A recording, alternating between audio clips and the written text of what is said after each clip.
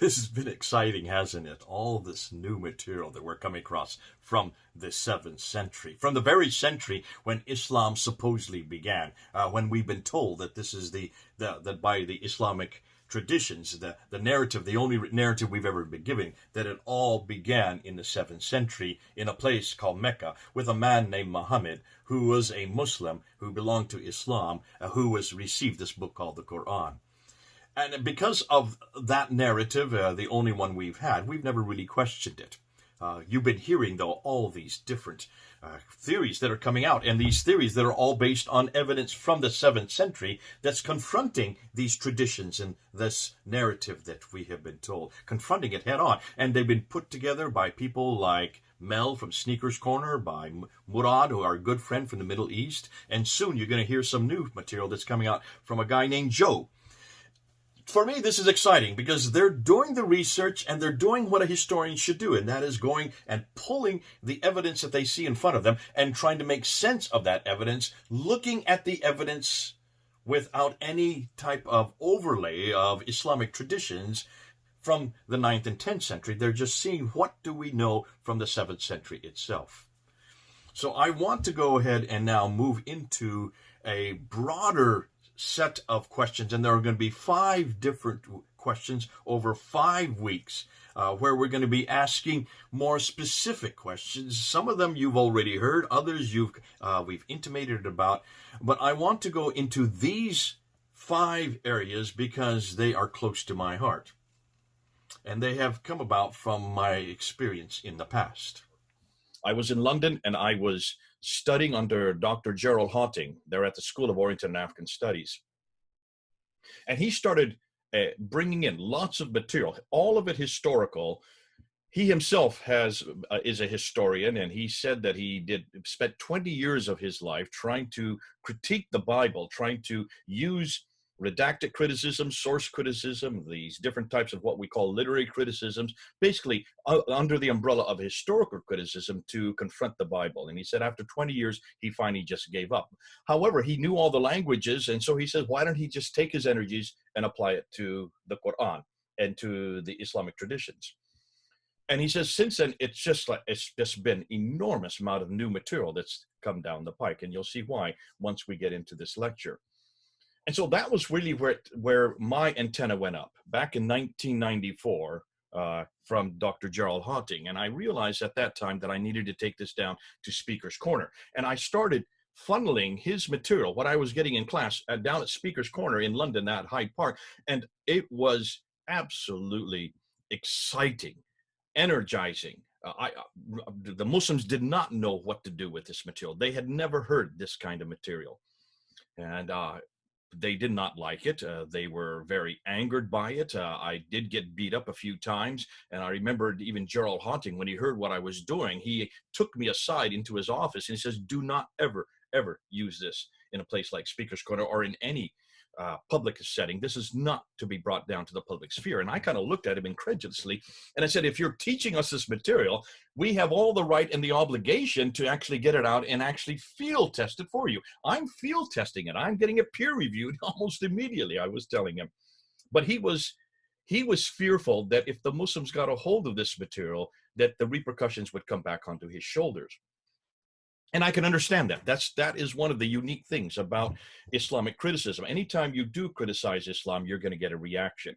And that's why polemics against Islam is very rare and not very popular. Certainly, it's not very popular amongst Muslims. Many of you have just seen what happened to my colleague, Hatun Tash, just last Sunday, where she had to be protected by the police and had to be escorted from the corner. This just happened 4 days ago. And as they were escorting her, the Muslims were trying to get to her. They were throwing water on her.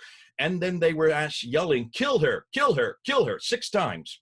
You can see it on the video that's up on Fander Films. This just happened on Sunday in London at Hyde Park at Speaker's Corner.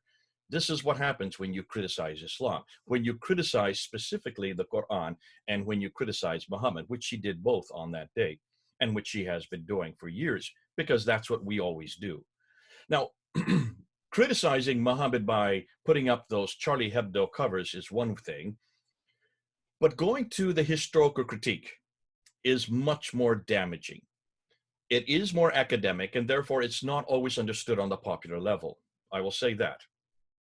So what I'm going to be doing in these next 5 lectures is looking at 5 areas of criticism. The first one we're going to start with is the Qibla. And this is Dan Gibson's research. It has been around. Dan Gibson is the one who, well, he's the best known for it. We're going to be looking at his material. We're going to be looking at certainly his research and the results of his research. We're going to be looking at some brand new material that's just come out. This is one of the great things about historical criticism. There is new material coming out every year, every month. In fact, some of it even every day. And that's particularly going to come to the fore when we get to the 5th lecture, which is on the quest. But let's start with the Qibla. The Qibla, will be looking at his material, and then we'll be moving over into the coins. The coins are brand new. This is new research that's just been coming out since January of this year. It's not new in that the coins are not new. They have always been around for 1400 years, because we're going to look at the 7th century coins. And we're going to see what they tell us, because they're telling us a completely different story than what the later 9th and 10th century traditions are telling us. And then we're going to move into this very exciting material that's been really all over the internet because of Hatun Tash, almost entirely because of her, concerning the Qira'at and the Ahruf. She is the one that found the 26 different Qira'at Qur'ans, 26 different Qur'ans that were not the same, all Arabic. None of these were translations, and she found them in different countries there in the Middle East. These are Arabic Qur'ans, and she and I took them down to Speaker's Corner 4 years ago and held them up, and you know the rest of the story, what happened after that, especially what happened 3 months ago. And so we're going to unpack that and look at the newest research that's coming out on the Qira'at and the Ahruf, the different derivations of the Arabic Qur'ans that are in the world today. 30 official ones. There could be as many as 700 of these different Qur'ans. We'll move then into what I consider is my favorite subject, and that is the Quranic manuscripts. You notice these all start with Q. Well, okay, one starts with C. I don't know how to spell, but it sounds like a Q. And so we're going to go into the Qur'ans, the Quranic manuscripts. We're going to look at these manuscripts, and we're going to ask the question whether or not they are the same. We're going to be looking at a lot of Dr. Dan Brubaker's material. We're looking at his newest research, the 4,000 different changes that he has found in the earliest manuscripts. And then we're going to pinpoint looking at specific manuscripts that Muslims claim are 7th century, and we're going to debunk every one of those claims. And then we're going to end with the quest. I call it the quest because this is the quest for Islam in the 7th century. Where is this religion, Islam, in the 7th century? Can we find it? We're going to be looking at questions concerning Muhammad. Is he in the 7th century? Can we find him? Is he the same Muhammad, if he is there, as in the 9th and 10th century traditions? And this is material that I've been going through, if you've been looking on Fanderfilm, with Mel from Sneakers Corner. And Murad from the Middle East. We'll also move into looking at some of the claims concerning whether or not he wrote letters or whether or not there was different types of communication with him. We're going to debunk those. We're going to look at the rock inscriptions. We're also going to be looking at the claims for Mecca in the 7th century. Mecca, this is the one that a lot of Muslims need to find because, and without Mecca, you pretty well don't have any Islam. You need to have Mecca. You need to have the Kaaba. You need to have the center of history. And we're going to debunk every one of those claims on Mecca. That's exciting. In fact, that could be a lecture in and of itself. And then we're going to be looking at also the name Islam and the name Muslim. And also we're going to see what we know about the Quran in the 7th century, dovetailing for what we had done the week earlier. So listen, there's an awful lot that we're going to go through. It's taking me 5 weeks to actually teach these to hundreds of people that are around the world. And I've already said that I'm going to be taking what I've shared with them and put it up onto Fanderfilm. So you're going to benefit from these 5 lectures.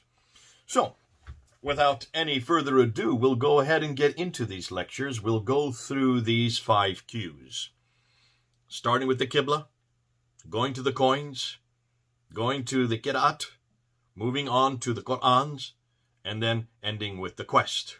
Now, I know that, okay, they are Qs, one sounds like a Q, but as far as I'm concerned, these are the 5 Q lectures.